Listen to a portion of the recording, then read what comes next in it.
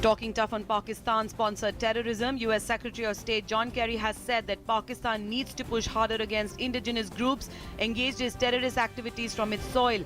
Kerry and Prime Minister Modi discussed strategic partnership between the two countries. Curfew has been lifted from all areas of Kashmir.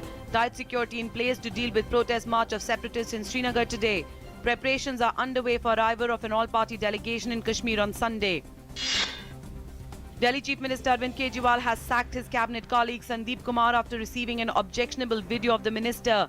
Delhi Chief Minister informed this to his followers on Twitter. Justice Dhingra Commission has submitted report to Haryana government on land deals, including those involving Robert Vadra's companies. Commission has confirmed irregularities in the deal. State government to decide on further action on the report. Prime Minister Narendra Modi attended the BJP Rajya Sabha members meeting. He shared his vision on the role of upper house members and extending BJP's outreach in states. BJP President Amit Shah asked party's Rajya Sabha MPs to adopt one Lok Sabha seat for developmental work, where the party lost in the last general elections. Delhi High Court has pulled up Delhi government over waterlogging on major roads and crippling of traffic movement in the national capital. The court directed government to take effective measures. Met Department issued alert of heavy to very heavy rains in several parts of the country within next 48 hours. Petrol price has been hiked by 3 rupees 38 paise per litre and diesel by 2 rupees 67 paise per litre, reversing a 2-month declining trend.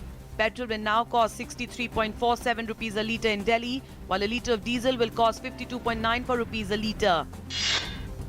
The Union Cabinet has approved the scheme for grant of permanent residency status to foreign investors subject to the relevant conditions in the FDI policy notified by the government from time to time. The scheme is expected to encourage foreign investment in India and facilitate Make in India program. Cabinet Committee on Economic Affairs approved short-term and long-term initiatives to address the issues ailing the construction sector. Briefing media in New Delhi, Finance Minister Arun Jaitley said the new norms will help in quicker resolution of disputes to kick-start stalled projects and make access to easier financing.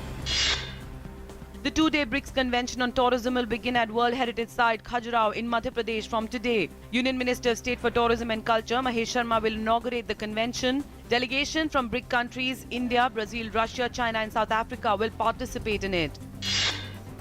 Goa became the 15th state to ratify the Goods and Services Tax Constitution Amendment Bill, paving the way for the legislation to be notified by the President to the GST Council.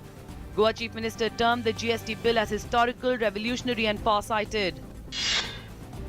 Brazil President Dilma Rousseff was removed from office through Senate impeachment trial. Rousseff was accused of financial irregularities and budget manipulations. Michel Temer sworn in as the new president of Brazil. The first commercial flight between the US and Cuba in more than half a century landed on Wednesday in the central city of Santa Clara, re-establishing regular air service severed at the height of the Cold War. The arrival opens a new era of US-Cuba travel with about 300 flights a week, connecting the US with an island cut off from most Americans by the 55-year-old trade embargo on Cuba. In US Open, Indian players made a good start. The pair of Sania Mirza and Barbora Strykova entered the second round of the tournament.